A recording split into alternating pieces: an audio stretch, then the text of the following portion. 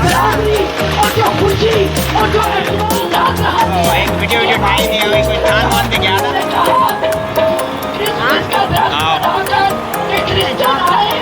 हम वकील बन सकते हैं, जब हम पायलट बन सकते हैं, जब हम डेंटिस्ट बन सकते हैं, तो हम मुल्क के प्राइम मिनिस्टर क्यों नहीं बन सकते? जब हम मुल्क के प्रेसिडेंट क्यों नहीं बन सकते? मैं आपको बताता चलूं, इस मुल्क की आजादी के वक्त कि हमारी फोर्सेस में 2 क्रिश्चियंस थे। मैं आपको बताता चलूं, इस मुल्क की आजादी के वक्त जोगेंद्रनाथ मंडल पाकिस्तान के पहले लॉ मिनिस्टर थे। कायदे आजम ने हम पे भरोसा किया था। हमने हमारा इस मुल्क की आजादी में हमारा भी रोल है, लेकिन आज के लोग, आज के जो लोग हैं जो इस मुल्क को संभाल रहे हैं, क्या वो हम पे भरोसा नहीं करते? क्या हम इस मुल्क को चला नहीं सकते? ये मेरी एक गुजारिश है, ये हमारी एक डिमांड है कि आइन से 41B और 91C को रिपील किया जाए और हमें इजाजत दी जाए कि हम प्रेसिडेंट और प्राइम मिनिस्टर की पोस्ट से खड़े हो सके। हमने भी खून बहाया था, पाकिस्तान वजूद में आया था। हमने भी खून बहाया था, पाकिस्तान वजूद में आया था। ठीक जी, जब मेरे पास पानी की बोतल होती है, पानी होता है, मेरे दोस्त के पास नहीं होता, तो वो बोलता है कि यार नींबू का पानी हम नहीं पिएंगे। ये सब क्यों होता है? ये सब क्यों होता है? क्योंकि हमारे निसाब में ऐसी चीजें हैं जो हमारे माइंडसेट को ऐसे जन्म देती है। ये सब क्यों होता है? क्योंकि हमारे जो आइन है उसमें डिस्क्रिमिनेटरी लॉज है।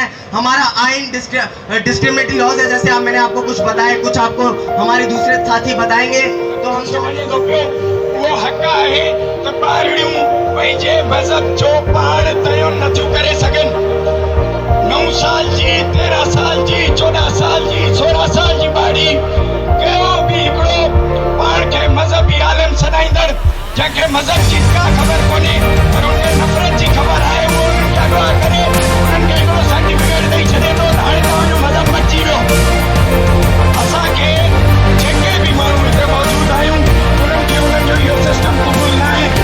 असीं जबरन मज़हब तब्दीली खे बिगाड़ियूं था ऐं रद्द कयूं था ऐं हिन हुकूमत खां डिमांड कयूं था त उनखे जेतिरी बहितर कानून साज़ी थी सघे थी पई उहा करे। असां हिननि रोड ते निकिरण जो मक़सदु हिकु त पंहिंजी कम्यूनिटी सां जुड़णु आहे, ॿियो हिन हुकूमती धुरियुनि खे आगाह करणु आहे त असीं मुतहरिक थियूं पिया। तव्हां ॾिसो त असीं मुतहरिक थियूं पिया, असांखे ख़बर आहे त असांजा हक़ कहिड़ा आहिनि। इन जे लाइ ऐं दिनेश खे इहो राइट ॾींदुसि कि उहे मज़हब जेको बि निसाब में नफ़रत फैलायल आहे, जेको बि निसाब में ॻाल्हियूं ॿुधायल आहिनि, जेके उच पवंदियूं पियूं इन नफ़रत जो, उहे इन ते ॻाल्हि ॿोल रखनि। बाक़ी जेके असांजूं 12 डिमांड्स आहिनि उन्हनि ते असां पोएं साल बि बीठल रहियासीं, हिन साल बि बीठल रहिया आहियूं। ऐं जंहिंखे ईअं लॻे थो त असीं हिकिड़ो कोई सालियानो शो करे वरी गुम था थी वञूं, त उहे असां सां वेहनि, असां को ॿुधनि त असीं कानूनी मदद कीअं था कयूं, असां को ॿुधनि त असां माण्हुनि सां कीअं जुड़ियल आहियूं ऐं कीअं मामला हल कयूं था पिया। तव्हां सभिनी खे बि गुज़ारिश आहे त अहिड़नि मौक़नि खे साम्हूं ॾिसी असां सां जुड़ो ऐं असां सां जेके बि हिन कम्यूनिटीज़ जा मसइला आहिनि उहे गॾिजी हल कयूं। बाक़ी डॉक्टर विनेश तव्हांखे ॿुधाईंदा त निसाब में कीअं नफ़रत। Good afternoon, good evening. हयात लेके चलो, कायनात लेके चलो, चलो तो सारे जमाने को साथ लेके चलो, चलो तो सारे जमाने को साथ लेके चलो। इस बात से मैं अपनी गुफ्तगू का आगाज करूंगा। मैं एक एजुकेशनिस्ट हूँ, मेडिकल पर्सन हूँ, उसके साथ साथ सोशल एक्टिविस्ट भी हूँ। निसाब के ऊपर हमने काफ़ी काम किया।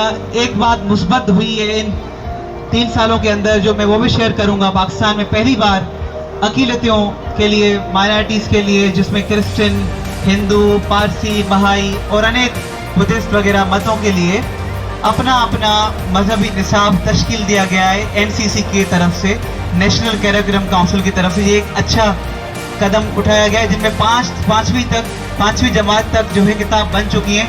जस्ट उनको अब स्कूलों में लाना बाकी है। गवर्नमेंट ने भी आर्डर दे दिया है, वफाक ने और सिंध गवर्नमेंट ने भी इसको एक्सेप्ट किया है।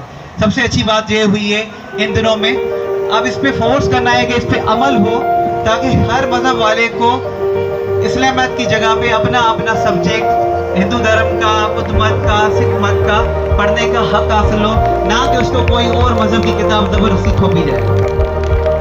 दूसरी बात ये तो हो गई स्पेशल निसाब जो माइनॉरिटीज के लिए होता है। एक ही जनरल निसाब जैसे हम उर्दू पढ़ते हैं, जैसे हम समाजियात पढ़ते हैं, माशरती इल्म पढ़ते हैं, सोशल स्टडीज पढ़ते हैं, पाकिस्तान स्टडीज पढ़ते हैं, उसमें बहुत जगहों पे बेहद नफरत नहीं पड़ी है। ठीक है, हमने वतन ले लिया अंग्रेजों से आज़ाद करने के लिए, एक अलग हिंदुस्तान से टुकड़ा अलग करके एक मुल्क बना लिया, पर हम उस मुल्क में बीज नफरत के नहीं बो सकते। इस मुल्क में नफरत के बीज निसाब में डाले गए हैं, जिसमें सिखाया जाता है हिंदू तो तुम्हारा पैदाइशी दुश्मन है।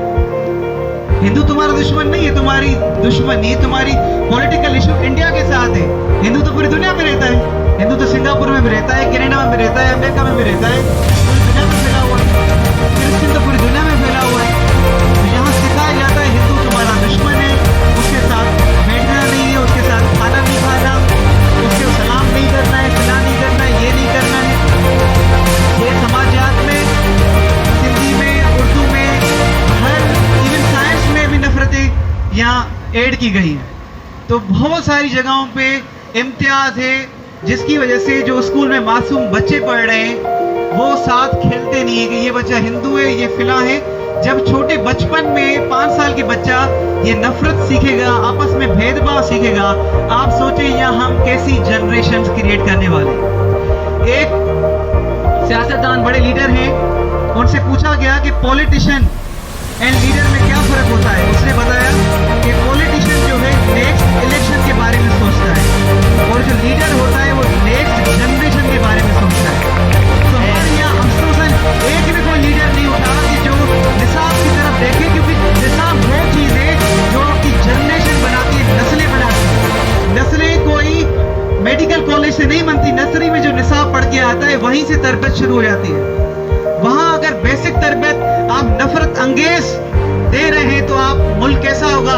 वो मुल्क कैसा होगा जहाँ गिरजाघर जलाए जाएंगे जिस तरह जड़ावाला हो रहा है, वहाँ घोड़की में मंदिर जलाए जाएंगे, वहाँ कराची में जिन्ना अस्पताल का मंदिर जलाया जाएगा। कुछ भी हो जाता है कहीं और मुल्क में, रिएक्शन यहाँ की माइनॉरिटीज के ऊपर आ जाता है। भाई यहाँ की माइनॉरिटीज ने क्या किया?